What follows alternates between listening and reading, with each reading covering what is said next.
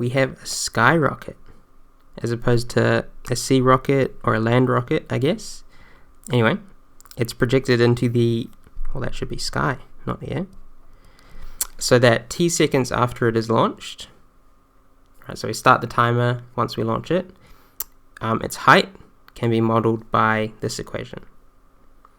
Right, and this equation, just looking at it, it's a quadratic. Highest power of t is to the power of 2, and it's a negative. So we'd expect that negative parabolic shape, which is typical of a projectile, right? Something you throw in the air that's accelerating down due to gravity.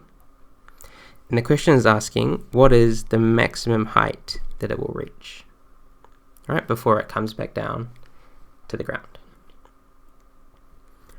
All right, so the absolute easiest way to do this, which is with our calculator, is to first graph the equation, which is 39.2x minus 4.9x squared. Draw. And now if we scroll up, there's the maximum point. And then we can hit F5, Gsolve, F2, max. So I know that the maximum point is when time is 4 and height is 78.4.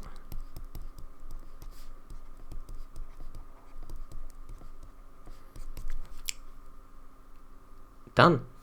Now, of course, not really what you're expected to respond with. However, in real life, that's how we would solve this problem if we had a model for it. But let's use our calculus knowledge to actually solve this a slightly different way. So we know the height. Now, thinking about that maximum point there,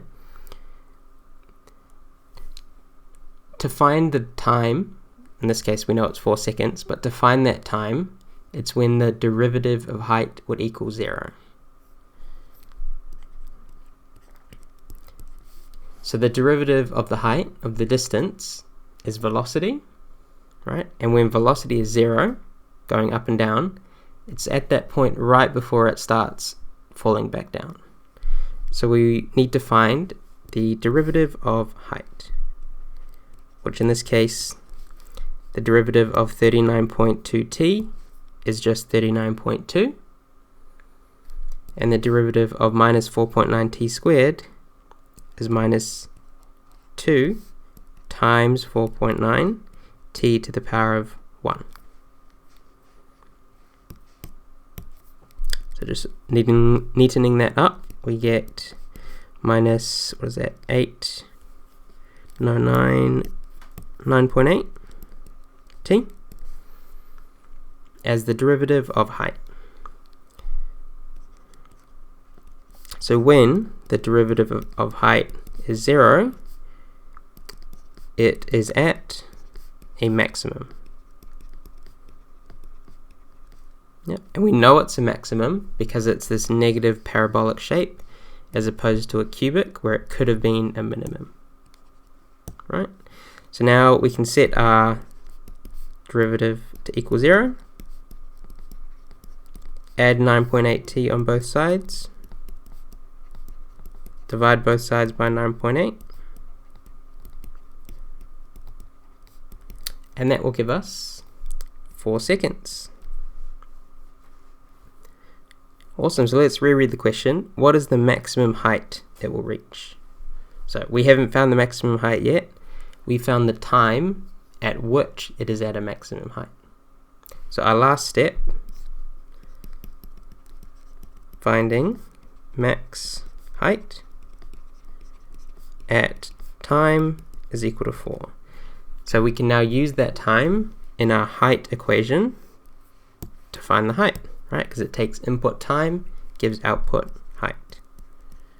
So the height at 4 seconds is 39.2 times 4, oh, not plus, minus 4.9 times 4 squared, which if we compute gives us 78.4 meters, which lines up with what we got by graphing it on our calculator.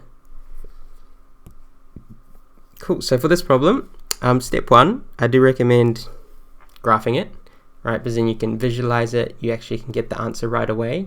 However, to get the points for this question, we need to show how to get that answer using calculus.